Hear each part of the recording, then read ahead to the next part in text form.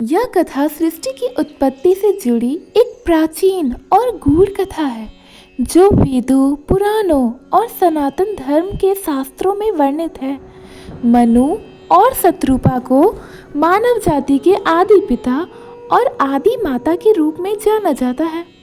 इनके द्वारा ही पृथ्वी पर मानव जीवन की शुरुआत हुई थी। सृष्टि की शुरुआत में केवल एक ही सत्ता थी, परब्रह्म परमात्मा। उन्होंने अपने तप से एक ज्योतिर्मय सत्व की उत्पत्ति की, जिसे हम ब्रह्मा कहते हैं। ब्रह्मा जी को सृष्टि निर्माण का उत्तरदायित्व सौंपा गया।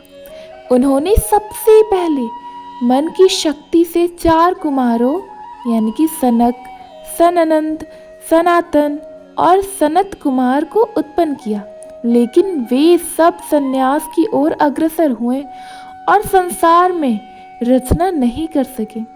ब्रह्मा जी चिंतित हो गए कि अब सृष्टि कैसे आगे बढ़ेगी। तब ब्रह्मा जी ने अपने शरीर के 2 भाग किए, एक पुरुष का और एक स्त्री का।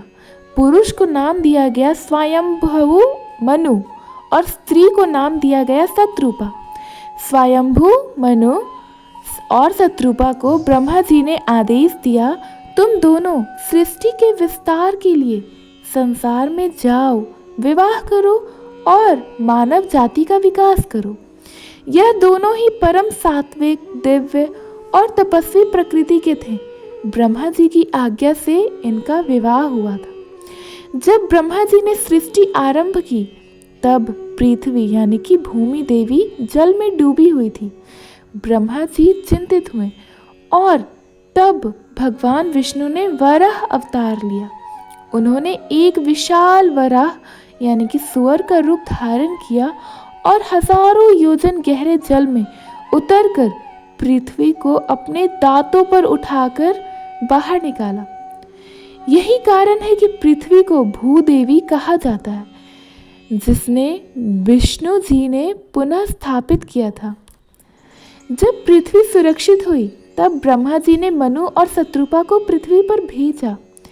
इन्होंने पहले पवित्र स्थलों की स्थापना की, ऋषि मुनियों का मार्गदर्शन किया, वेदों की शिक्षाओं को फैलाया और मानव समाज का प्रारंभ किया।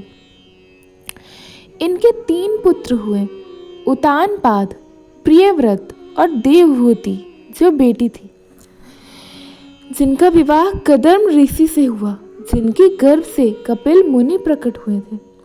उतानपाद के पुत्र ध्रुव ने बचपन में ही भगवान विष्णु की घोर तपस्या की थी और उन्हें आकाश में ध्रुव तारा के रूप में स्थान मिला था। यह भी मनु वंश की महिमा को दर्शाता है। मनु और शत्रुपा ने वर्षों तक हिमालय और अन्य पवित्र स्थलों में कठोर तपस्या की थी। वे केवल सृष्टि की भलाई के लिए काम करते रहे। एक बार उन्होंने भगवान विष्णु से वरदान मांगा कि भविष्य में उन्हें भगवान का पुत्र रूप दर्शन हो। इस वरदान के कारण अगले जन्म में मनु बने थे राजा दशरथ और शत्रुपा बनी थी कौसल्या, और भगवान विष्णु ने श्री राम के रूप में जन्म लिया था। स्वयंभू मनु ने मानव जीवन के लिए नीति, धर्म और आचार निर्धारित किए थे, जो मनुस्मृति यानी कि मनु संहिता के रूप में प्रसिद्ध है। इसमें सामाजिक, धार्मिक और वैदिक नियमों का गूढ़ वर्णन है। मनु के वंशजों में कई महान राजा हुए।